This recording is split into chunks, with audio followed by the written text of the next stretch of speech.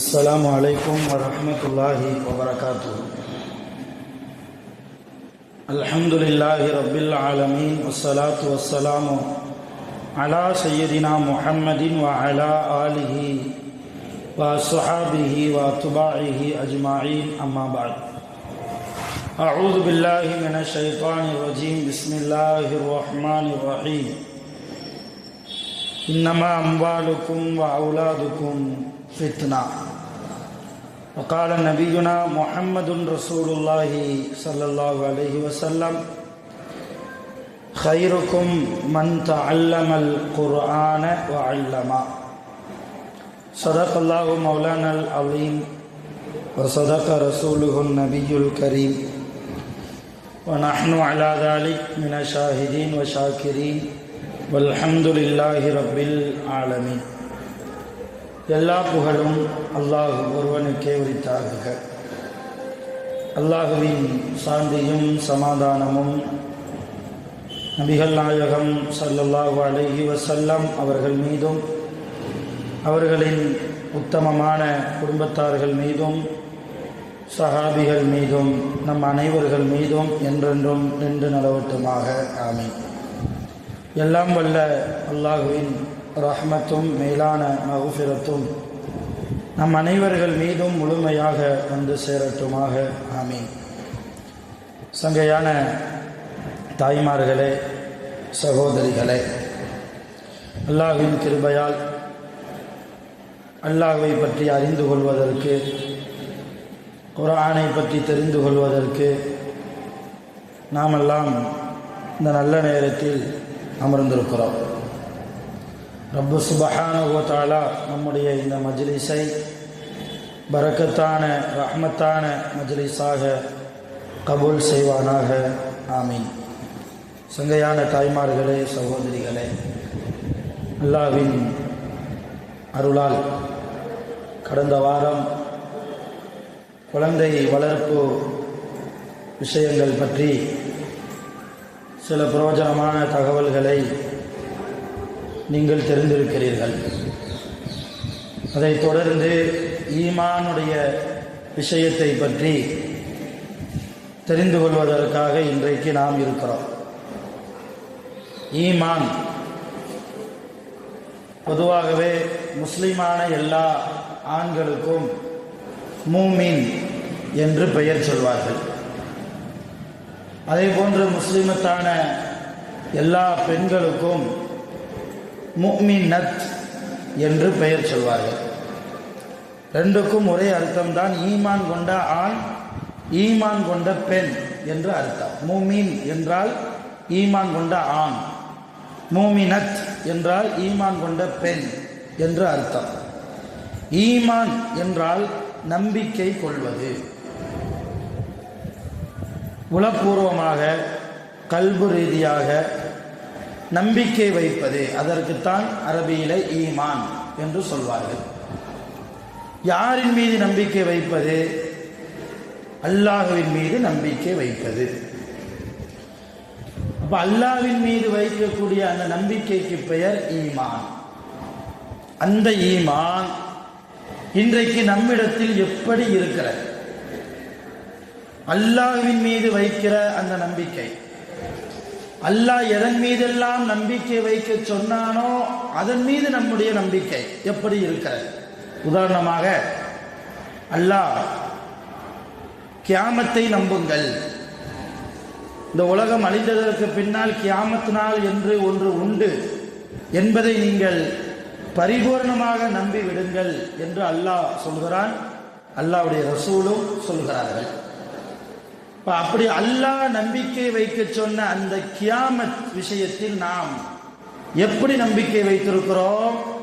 கியாமத் என்றால் உண்டு என்று நம்புகிறோமே தவிர, அந்த நிரந்தரமான கியாமத்தில் எப்படி நாம் வாழப் போகிறோம், எப்படி நாம் வாழக்கூடாது என்கிற விஷயத்தில் நாம் எந்த அளவு நம்முடைய நம்பிக்கை இருக்கிறது என்பதை நாம் யோசித்து பார்க்க வேண்டும். அருமையான தாய்மார்களே, உலகத்தில் ஒரு கணவனுக்கு ஏதாவது மன கஷ்டம் வந்தால் அந்த கஷ்டமான நேரத்தில் ஒரு மனைவி வந்து ஆறுதல் சொன்னால் அந்த கணவனுக்கு ரொம்பவும் ஆறுதலாக இருக்கும், ஒரு சந்தோஷம் கிடைக்கும். அதே போன்று மனைவி கஷ்டத்தில் இருக்கிற போது கணவன் தன் தோளோடு அந்த மனைவியை சாய்த்து அரவணைத்து, கவலைப்படாதம்மா உனக்கு நான் இருக்கிறேன் என்று சொன்னால் அந்த ஒற்ற வார்த்தை அவளுடைய எல்லா வழிகளையும் போக்கிவிடும். அதே போன்று பிள்ளைகள் ஏதாவது கஷ்டத்தில் இருக்கிற போது பெற்றோர்கள் வந்து கவலைப்படாத மகனே, கவலைப்படாத மகளே, என் அருமை பிள்ளையே, உனக்கு நான் இருக்கிறேன், நான் உயிரோடு இருக்கிற வரைக்கும் உனக்கு நான் பக்கபலமாக இருப்பேன் என்று பிள்ளைகளுக்கு பெற்றோர்கள் ஆறுதல் சொல்கிற போது அந்த பிள்ளைகளுக்கு சந்தோஷமாக இருக்கும். அதே போன்று வயது முதிர்ந்த நேரத்தில் பெற்றோர்களை பார்த்து அந்த பிள்ளைகள், அத்தா அம்மா நீங்கள் கவலைப்படாதீங்க, இந்த தள்ளாடுகிற வயதிலும் உங்களை நான் கைவிட்டு விட மாட்டேன், உங்களை நான் கரம் சேர்ப்பேன், கரம் பிடிப்பேன், நீங்கள் கபருக்கு போகிற வரைக்கும் உங்களை நல்ல முறையில் நான் பார்த்துக் கொள்வேன், நீங்கள் வசதியாக இருப்பீர்கள், எதை பற்றியும் நீங்கள் கவலைப்பட வேண்டாம் என்று நம்முடைய பிள்ளைகள் நம்மிடத்தில் சொன்னால் பெற்றோர்களுக்கு ஆனந்தம், ஒரு சொர்க்கமே கிடைத்தது மாதிரி இருக்கும். இதுவெல்லாம் இந்த உலகத்தில். ஆனால் கியாமத்தில் நிற்கிற போது நபி ஸல்லல்லாஹு அலைஹி வஸல்லம் அவர்கள் சொன்னார்கள், ஒரு அடியானுக்கும் சூரியனுக்கும் மத்தியிலே சுருமா குச்சியினுடைய அளவுக்குத்தான் இடைவெளி இருக்கும் என்றார்கள் ஸல்லல்லாஹு அலைஹி வஸல்லம். சுருமா குச்சி என்பது சுண்டு விரல் அளவுக்குத்தான் இருக்கும், சுண்டு விரல் அளவுக்குத்தான் அதனுடைய நீளம். அகலத்தை எடுத்துக்கொண்டால் முடியை ஒரு 2-3 தலைமுடியை ஒன்று சேர்த்தால் எந்த அளவு கனமாக இருக்குமோ அந்த அளவுக்குத்தான் சுருமா குச்சியினுடைய கனம் இருக்கும், அகலம் இருக்கும். அந்த அளவு மிக நெருக்கத்தில் மனிதனுக்கும் சூரியனுக்கும் மத்தியில் ஒரு இடைவெளி இருக்கும். கொஞ்சம் கற்பனை செஞ்சு பாருங்க.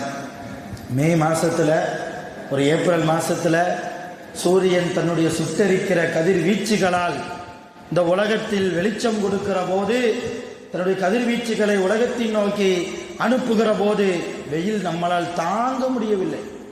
ஏசி போடாமல் நம்மால் இருக்க முடியாது. கொஞ்ச நேரம் பகல் நேரத்தில் கரண்ட் போய்விட்டால் அல்லோலப்பட்டு போகிறோம் இல்லையா?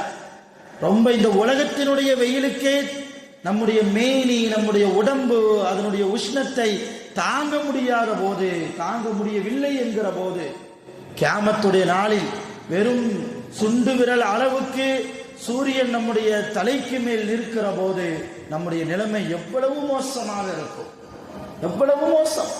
பரிதவித்துக் கொண்டிருப்போம் இல்லையா? பரிதவித்துக் கொண்டிருப்போம். அந்த நேரத்தில் கடுமையான தாகம் ஏற்படும், கடுமையான தாகம். யாராவது குடிப்பதற்கு கொஞ்சம் தண்ணீர் தர மாட்டார்களா என்று ஏங்கி தவிப்போம். பிள்ளைகள் எல்லாம் பெற்றோரிடத்தில் ஓடி போவார்கள், பெற்றோர்கள் பிள்ளைகளை பார்த்து ஓடி போவார்கள். ஆகா, இவன் நம்மள்கிட்ட இருக்கிற நன்மையும் பிடுங்கிடுவானோ, நம்மள்கிட்டயே எந்த நன்மையும் இல்லையே என்று சொல்லி பெற்றோர்கள், தாய்மார்கள் பிள்ளைகளை பார்த்து விரண்டு ஓடுவார்கள். பிள்ளைகள் தாயை பார்த்து விரண்டு ஓடும். கணவன் மனைவியை பார்த்து ஓடுவான், மனைவி கணவனை பார்த்து எதிர்பக்கத்தில் ஓடுவார். இதுதான் கியாமத்துடைய நிலைமை. யாருமே நமக்கு உதவி செய்ய முடியாத அந்த நேரத்தில் உதவி செய்வதற்கு அல்லாஹ் ஒரே ஒரு நபிக்குத்தான் அதிகாரம் கொடுப்பான். அவர்கள்தான் முஹம்மதுர் ரசூலுல்லாஹி ஸல்லல்லாஹு அலைஹி வஸல்லம். பரிதவித்து ஓடிக்கொண்டிருக்கிற போது ரசூலுல்லாஹ் சொல்வார்கள், என் அருமை மக்களே, நீங்கள் கவலைப்படாதீர்கள், உங்களுக்காக நான் இருக்கிறேன், நான் உங்களுக்காக சிபாரிசு அல்லாஹ்விடத்திலே கேட்டு தருகிறேன் என்று நபி ஸல்லல்லாஹு அலைஹி வஸல்லம் நமக்காக ஹவுலுல் கௌசர் என்கிற தண்ணீர் தடாகத்தின் பக்கம் நின்று கொண்டு, என் பக்கம் வாருங்கள், உங்களுக்கு நான் தண்ணீர் தருகிறேன் என்று அந்த கொடூரமான கடுமையான நாளில் நபி ஸல்லல்லாஹு அலைஹி வஸல்லம் அவர்களை தவிர அல்லாஹ்வுடைய நாட்டத்தால் வேறு யாருமே நமக்கு உதவி செய்ய முடியாது. அப்போ அப்படிப்பட்ட மிக பயங்கரமான நாள். இன்னும் யாருக்கு சொர்க்கம் யாருக்கு நரகம் யாருக்கு எவ்வளவு தண்டனை, யாருக்கு தண்டனையே இல்லாமல் அல்லாஹ் தன்னுடைய ரஹ்மத்தால் தன்னுடைய அருளால் சுவனத்திற்குள்ளே போக செய்ய போகிறான் என்கிற தீர்ப்பு வருவதற்கு முன்னாலேயே இவ்வளவு வேதனை. அருமையான தாய்மார்களே, சகோதரிகளே, அதனால்தான் நம்முடைய இமாம்கள் சொல்வார்கள், ஒவ்வொரு வக்து பாங்குக்கு பின்னாலும் மோதினார் பாங்கு சொல்லுகிற போதே நீங்கள் அந்த பாங்குக்கு பதில் சொல்லுங்கள். இமாம்கள் சொல்வார்கள், ரசூலுல்லாவுடைய ஹதீஸை எடுத்து சொல்வார்கள். பிலால் அல்லாஹு அக்பர் அல்லாஹு அக்பர் என்று ஒவ்வொரு நேர தொழுகையிலையும் மைக்குக்கு முன்னால் நின்று பாங்கு சொல்கிற போது வீட்டில் இருக்கக்கூடிய தாய்மார்களே, சகோதரிகளே, நீங்களும் அல்லாஹு அக்பர் அல்லாஹு அக்பர் பாங்குக்கு பதில் சொல்ல வேண்டும். அஷ்ஹது அல்லா இலாஹ இல்லல்லாஹ் மோதினார் பள்ளிவாசலிலே சொல்கிற போது நீங்கள் வீட்டில் உட்கார்ந்து கொண்டு அஷ்ஹது அல்லா இலாஹ இல்லல்லாஹ் சொல்ல வேண்டும். அதே போன்று அஷ்ஹது அன்ன முஹம்மதர் ரசூலுல்லாஹ் நீங்களும் அஷ்ஹது அன்ன முஹம்மதர் ரசூலுல்லாஹ் சொல்ல வேண்டும். ஹய்யா அலஸ் ஸலாஹ் என்று பிலால் பாங்கு சொல்கிற போது என் அருமை தாய்மார்களே, சகோதரிகளே, ஹய்யா அலஸ் ஸலாஹ் என்கிற வார்த்தையை நீங்கள் கேட்டதற்கு பின்னால் லா ஹவுல வலா குவத்த இல்லா பில்லாஹ் என்ற தஸ்பீகை நீங்கள் சொல்ல, ஹய்யா அலல் ஃபலாஹ் என்று சொல்கிற போது மாஷா அல்லாஹ் லா ஹவுல வலா குவத்த இல்லா பில்லாஹ் என்று நீங்கள் சொல்ல வேண்டும். அதற்கு பின்னால் அல்லாஹு அக்பர் அல்லாஹு அக்பர் என்று சொல்கிற போது நீங்களும் அல்லாஹு அக்பர் அல்லாஹு அக்பர் லா இலாஹ இல்லல்லாஹ் இறுதியாக நீங்களும் லா இலாஹ இல்லல்லாஹ் முஹம்மதுர் ரசூலுல்லாஹ் இப்படி பாங்குக்கு பதில் சொல்லுங்கள். பாங்கு சொல்லி முடித்ததற்கு பின்னால் ஒரு அருமையான துஆ, அல்லாஹும்ம ரப்ப ஹாதிஹி தஅவத்தி தாம்மா வஸ்ஸலாத்தில் காயிமா ஆதி முஹம்மதில் வஸீலா வல் ஃபலீலா வதரஜத்தர் ரஃபீஆ ஆலியத்த ஷரீஃபா வபஅத்ஹு மகாமம் மஹ்மூதா அல்லதி வஅத்தா வர்ஸுக்னா ஷஃபாஅத்தா என்கிற ஒரு துஆ. என்ன அர்த்தம் இந்த துஆவுக்கு? யா அல்லாஹ், உயர்ந்த அந்தஸ்தால் உயர்ந்த இடத்தை, எந்த இடத்தை ரசூலுல்லாவுக்கு நீ வாக்கு கொடுத்தாயோ அந்த அந்தஸ்தால் உயர்ந்த இடத்தை எங்கள் நபிக்கு நீ கொடுத்து விடு. அதன் பொருட்டால் எங்கள் நபியினுடைய சிபாரிசை கியாமத் நாளில் எங்களுக்கும் நீ தந்துவிடு என்கிற அர்த்தம் இந்த துஆவுக்கு. இன்னக லா துக்லிஃபுல் மீஆத். இந்த துஆவுடைய கடைசி இப்படித்தான் முடியும். இன்னக லா துக்லிஃபுல் மீஆத். ரப்பே, நீ வாக்குறுதிக்கு மாறு செய்யாதவன், நிச்சயமாக நீ வாக்குறுதிக்கு மாறு செய்யாதவன். நீ வாக்குறுதி கொடுத்திருக்கிறாய் எங்கள் நபிக்கு, அதுபோன்று அந்த உயர்ந்த இடத்திலே எங்கள் நபியை நீ கொண்டு வந்து நிப்பாட்டி விடு. அதன் பொருட்டால் எங்கள் நபியினுடைய சிபாரிசை கியாமத்தில் எங்களுக்கு நசீபாக்கி கொடு என்று ஒவ்வொரு நேர தொழுகையினுடைய பாங்குக்கு பின்னாலும், பாங்குக்கும் பதில் சொல்ல வேண்டும், பாங்குக்கு பின்னாலும் இந்த துஆவை நீங்கள் ஓதுங்கள், என் சிபாரிசு உங்களுக்கு கிடைக்கும் என்றார்கள் நபிகள் நாயகம் ஸல்லல்லாஹு அலைஹி வஸல்லம். இப்ப ஈமான் என்று வருகிற போது கியாமத்தில் சொர்க்கம் யாருக்கு நரகம் யாருக்கு என்ற முடிவு தெரிவதற்கு முன்னாலேயே நாம் ரசூலுல்லாவுடைய சிபாரிசுக்கு சொந்தக்காரர்களாக இருக்க வேண்டும் என்றால் பாங்கு விஷயத்தில் நம்முடைய ஈமான் எப்படி இருக்கிறது, கியாமத் விஷயத்தில் நம்முடைய ஈமான் எப்படி இருக்கிறது? பாங்கு சொல்கிற போது, பாங்கு ஒலிக்கப்படுகிற போது வீட்டிலே டிவி ஓடிக்கொண்டிருந்தால் டிவியை ஆஃப் செய்யணும். செல்போன் பயன்படுத்தி கொண்டிருந்தால் அப்படி எடுத்து ஆஃப் பண்ணி ஒரு ஓரத்தில் வைக்கணும். பிள்ளைங்க விளையாண்டுக்கிட்டு இருந்தாங்கன்னா பிள்ளைங்களை கூப்பிட்டு பக்கத்தில் உட்கார வச்சு, அப்பா பாங்கு சொல்றாங்க, பாங்குக்கு பதில் சொல்லணும், பதில் சொன்னதுக்கு பின்னால நான் துவா சொல்லித்தாரேன், அம்மாவோடு சேர்ந்து நீயும் துவாவை ஓது மகனே என்று சிறு பிராயத்திலேயே நம்முடைய மகன் நம்முடைய மகள் தெளிவாக பேச ஆரம்பித்ததற்கு பின்னால் இந்த துவாவை சிறிய பிராயத்திலேயே நம்முடைய குழந்தைகளை நாம் அப்படி வார்த்தெடுக்க வேண்டும். அருமையான தாய்மார்களே, சகோதரிகளே, பாங்கு சொல்லப்படுகிற போது உங்கள் கணவன்மார்கள் வீட்டிலே பேசிக் கொண்டிருந்தால் கொஞ்சம் பேச்சை நிப்பாட்டுங்கள், பாங்குக்கு பதில் சொல்லுங்கள் என்று அன்போடு நீங்கள் கண்டிக்க வேண்டும், பாசத்தோடு நீங்கள் கண்டிக்க வேண்டும். நீங்களும் பாங்குக்கு பதில் சொல்ல வேண்டும். கணவனும் மனைவியும் பிள்ளைகளும் மாமனாரும் மாமியாவும் ஒரு குடும்பத்தில் பள்ளிவாசலில் பாங்கு சொல்லப்படுகிற அந்த நேரத்தில் தேவையில்லாத செயல்பாடுகளை விட்டும் ஒதுங்கி, தேவையில்லாத பேச்சுக்களை விட்டும் ஒதுங்கி வீட்டில் இருந்து சொல்லப்படுகிற பாங்குக்கு பதில் சொன்னால், பாங்குக்கு பின்னால் துஆ ஓதினால் அந்த வீடு எவ்வளவு பரக்கத், அந்த வீடு எவ்வளவு ரஹ்மத்தாக அமையும். அருமையான தாய்மார்களே, ஒரு வைராக்கியம் வைக்கணும். உலகத்தில் எதற்கெல்லாமோ வைராக்கியத்தை எடுக்கிறோம், இந்த விஷயத்திற்கு வைராக்கியம். இப்ப கியாமத்து விஷயத்தில் நம்முடைய ஈமான், இந்த பாங்கு விஷயத்தில் நம்முடைய ஈமான் மிக ஸ்ட்ராங்காக இருக்க வேண்டும் என்பதற்காக நான் இந்த விஷயத்தை சொல்கிறேன். ரசூலுல்லாஹி ஸல்லல்லாஹு அலைஹி வஸல்லம் அவர்களுடைய அருமை மகள் ஸைனப் ரலியல்லாஹு தஆலா அன்ஹா அவர்களுக்கு திருமணம் முடிந்து அவர்களுடைய குழந்தை இறந்து போய்விட்டது.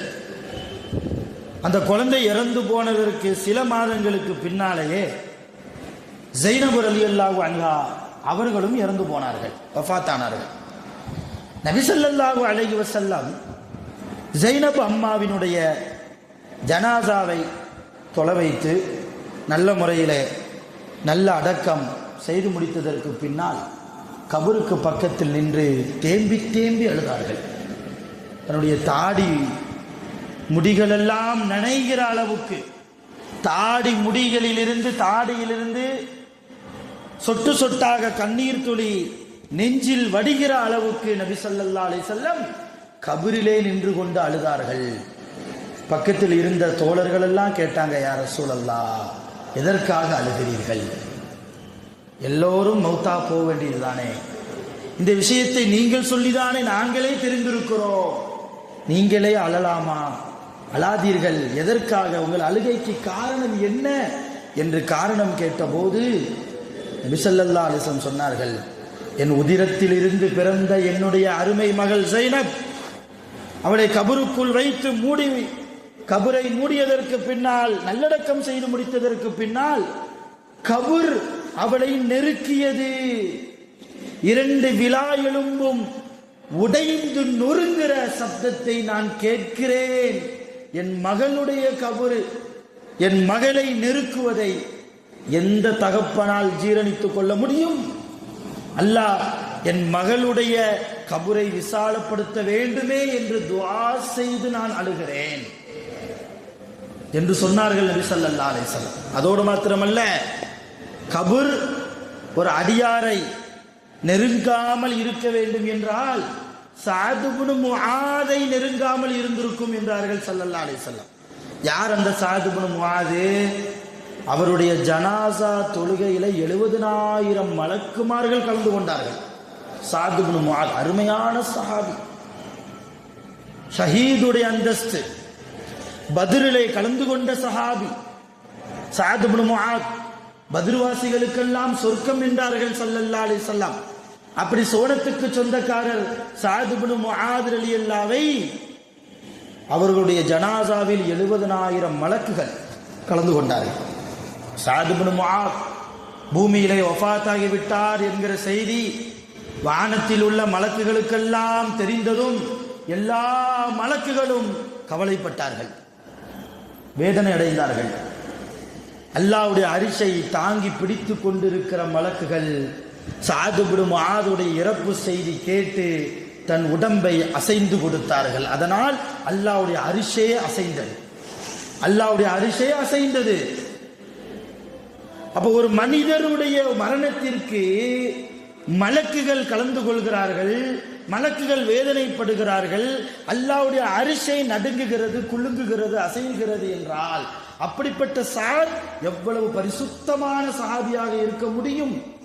அந்த சஅத் ரலியல்லாஹு கபருக்குள்ளே வைத்ததற்கு பின்னால் கபர் நெருங்கியது. 2 விலா எலும்புகளும் ஒன்றோடு ஒன்று பின்னிக்கொண்டு உடைகிற சப்தத்தை ரசூலுல்லாஹ் கேட்டார்கள், துஆ செய்தார்கள், யா அல்லாஹ், இந்த சஅதுடைய கபரை நீ விசாலப்படுத்தி கொடு. அந்த சஹாபாக்களுக்கே அந்த நிலைமை என்றால், ரசூலுல்லாஹ்வுடைய மகளுக்கே அந்த நிலைமை என்றால், அருமையான தாய்மார்களே, சகோதரிகளே, நமக்கெல்லாம் நாமெல்லாம் மாத்திரம் கபுரை நம்புங்கள் என்றார்கள் ஸல்லல்லாஹு அலைஹி வஸல்லம். கபர் விஷயத்தில் உங்கள் ஈமான் மிக சரியான ஈமானாக இருக்கட்டும் என்றார்கள் ஸல்லல்லாஹு அலைஹி வஸல்லம். இன்றைக்கு கபுரை மறந்து வாழ்கிறோம் இல்லையா? கபுரை மறந்து, கபுரிலே எல்லோரும் அடக்கம் செய்து முடித்ததற்கு பின்னால் ஆலிம்சா துவா ஓதிட்டு இமாம் போய்விடுவார், மோதினார் போய்விடுவார். வந்த சொந்த பந்தங்கள் எல்லாம் திரும்ப ஊருக்கு பஸ்ஸில் போகிறதா, ட்ரெயினில் போகிறதா, அல்லது டூ வீலரில் போகிறதா, அல்லது 2 நாள் தங்கிட்டு போகிறதா, உங்களை மறந்து வீட்டுக்கு போகிற சிந்தனைக்கு வந்து விடுவார்கள். நாம் இறந்ததற்கு பின்னால் யாருமே நமக்கு துவா செய்யாத அந்த நேரத்தில் நமக்காக எல்லோரும் போனதற்கு பின்னால் நாம் ஈன்றெடுத்த நம்முடைய பிள்ளைகள், நம்முடைய கணவன்மார்கள் நம்முடைய கபருக்கு பக்கத்தில் நின்று, யா அல்லாஹ், என் மனைவி இருட்டை பார்த்து பயப்படுவாள், கொஞ்ச நேரம் கரண்டு போனாலும் கூட இருட்டு அவளுக்கு பிடிக்காது, இந்த கபரிலே எந்த வெளிச்சமுமே இருக்காதே, என் மனைவி தன்னந்தனியாக இந்த கபரிலே இருக்கிறாரே, யா அல்லாஹ், உன்னுடைய வெளிச்சத்தை, உன்னுடைய நூரை என் மனைவியினுடைய கபருக்கு நீ ஒளி வீச செய்வாயாக. கணவன் துவா செய்ய வேண்டும், நம்முடைய பிள்ளை துவா செய்ய வேண்டும்.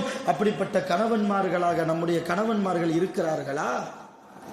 நம்முடைய பிள்ளை அப்படிப்பட்ட பிள்ளையாக இருக்கிறார்களா? அப்படிப்பட்ட சாலிகான குழந்தைகளாக நம்முடைய குழந்தைகளை நாம் உருவாக்கி இருக்கிறோமா? யா அல்லாஹ், என் அம்மா சின்ன எறும்பு கடிச்சா கூட தாங்க மாட்டார் ரப்பே, சிறிய எறும்பு கடித்தால் கூட தாங்க மாட்டாள் ரப்பே, என் அம்பாவை கொடிய விஷம் உள்ள பாம்பை விட்டும் இந்த கபரிலை நீ பாதுகாத்து விடு, தேள்களை விட்டும் நீ பாதுகாத்து விடு, கபருடைய வேதனையை விட்டும் என் தாயை நீ பாதுகாத்து விடு என்றெல்லாம் துஆ செய்யக்கூடிய நல்ல பிள்ளைகளாக நம்முடைய பிள்ளைகளை நாம் ஆக்கியிருக்கிறோமா? யோசிக்கிறோம். அடக்கம் பண்ணி முடிச்சதுக்கு பின்னால் அவ்வளவுதான், நேரம் வந்துடுறதா? எத்தனை தாய்மார்கள் நீங்கள் சொல்லி இருக்கிறீர்கள், உங்கள் கணவன்மார்களை அழைத்து, நான் இறந்து போனதற்கு பின்னால, ஒருவேளை உங்களுக்கு முன்னாலேயே அல்லாஹ்வுடைய அழைப்பு வந்து நான் இறந்து போய்விட்டால், என்னை அடக்கம் செய்து முடித்ததற்கு பின்னால் உடனே நீங்கள் போய்விடாதீர்கள், எனக்காக 2 சொட்டு கண்ணீர் வடித்து ரப்பிடத்திலே துஆ செய்யுங்கள், என் மனைவியினுடைய கபரை அல்லாஹ் சுவடத்து பூஞ்சோலையாக ஆக்கி கொடு ரப்பே என்று என் அருமை கணவரே, நீங்கள் எனக்காக துஆ செய்வீங்களா என்று நீங்கள் சொல்லி இருக்கிறீர்களா?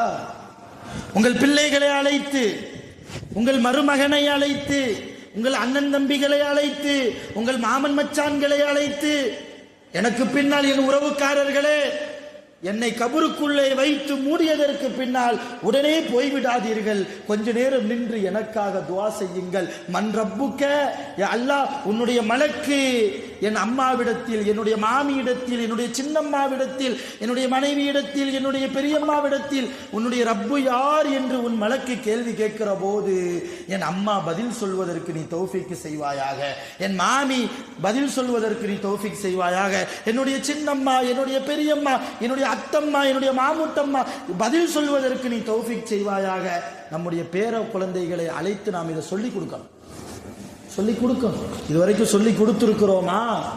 அருமையான தாய்மார்களே, ரசூலுல்லாஹி ஸல்லல்லாஹு அலைஹி வஸல்லம் ஜைனப் அம்மாவுடைய, ஜைனப்னா ரசூலுல்லாஹ்வுடைய மகா, கபர் நெருங்குவதை பார்த்து அழுதார்கள். காரணம் கேட்ட தோழருக்கு கபர் நெருங்குகிறது என்று காரணம் சொன்னார்கள். சொன்னதோடு மாத்திரமல்ல, நீண்ட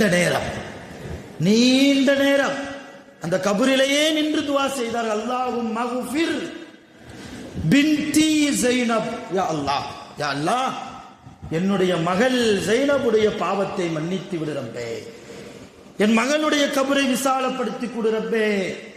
துஆ செய்தார்கள் மகளுக்காக நீண்ட நேரம். அருமையான தாய்மார்களே, சகோதரிகளே, நம்முடைய ஈமான் கபருடைய விஷயத்திலும் மிக பலமான ஈமானாக இருக்க வேண்டும். யாரையும் விட்டு வைக்காது கபர், யாரையும் விட்டு வைக்காது. ஒவ்வொரு நாளும் பூமி நம்மிடத்தில் பேசிக்கொண்டே இருக்கிறது.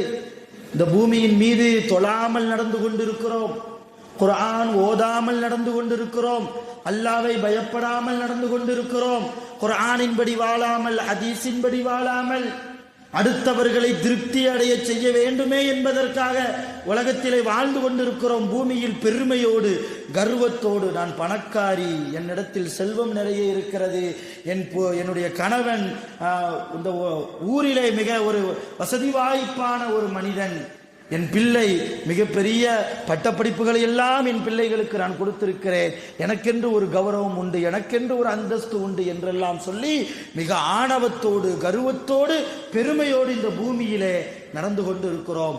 ஒவ்வொரு வினாடியும் பூமி நம்மிடத்தில் பேசுகிறது. என்ன பேசுது தெரியுமா? நட மவள, ஒரு நாள் நீ எனக்குள்ளே வந்துத்தான் ஆக வேண்டும், ஒரு நாள் எனக்குள்ளே நீ வந்துத்தான் ஆக வேண்டும். எவ்வளவு பெருமை! ஃபஜ்ர் தொழாமல் தூங்குகிறாய், தஹஜ்ஜத்தில் முழிக்காமல் தூங்குகிறாய், உன் கணவன் ஃபஜ்ருடைய தொடர்பு இல்லாமல் ஃபஜ்ர் தொழாமல் உன் கணவனும் உன்னுடைய பிள்ளையும் உன்னுடைய பேர பிள்ளைகளும் வீட்டில் உறங்கிக் கொண்டிருக்கிறார்கள். அவர்களை நீ எழுப்பி விடாமல் நீயும் உறங்கிக் கொண்டிருக்கிறாள். மவளே, ஒரு நாள் எனக்குள்ளே நீ வந்துதானே ஆக வேண்டும், உன்னை நான் பார்த்துக் கொள்கிறேன் என்று சொல்லி ஒவ்வொரு நேரமும் இந்த பூமி அன்பான தாய்மார்களே, சகோதரிகளே, உங்களை நோக்கி பேசிக் கொண்டிருக்கிறது என்பதை நாம் மறந்துவிடக்கூடாது. அல்லாஹ்வுடைய பயம், நம்முடைய ஈமான், எந்த அளவு சஹாபியத்து பெண்களிடத்தில் ஈமான் இருந்தது. மதீனாவில் நபி ஸல்லல்லாஹு அலைஹி வஸல்லம் அவர்கள் ஒரு தடவை முஅத்தா என்ற ஒரு போருக்காக சஹாபாக்களை எல்லாம் அழைக்கிறார்கள். எல்லா சஹாபாக்களும் வந்தாங்க, ஆண்கள் எல்லாம் போரிலே கலந்து கொள்வதற்காக. அப்படி எல்லா சஹாபாக்களையும் அழைத்து, போருக்கு புறப்படுங்கள், உங்கள் படைக்கு தளபதியாக இந்த ஸெய்த் இப்னு ஹாரிஸா என்பவர் இருப்பார், இவருக்கு ஏதாவது ஆகிவிட்டால், யாருக்கு? ஸெய்த் இப்னு ஹாரிஸா போர் படை தளபதிக்கு ஏதாவது ஆகிவிட்டால் படையினுடைய இரண்டாவது தளபதியாக ஜாஃபர் இப்னு அபி தாலிப், ஒரு யாரு? ரசூலுல்லாஹ்வுக்கு தம்பி, ரசூலுல்லாஹ்வுக்கு தம்பி.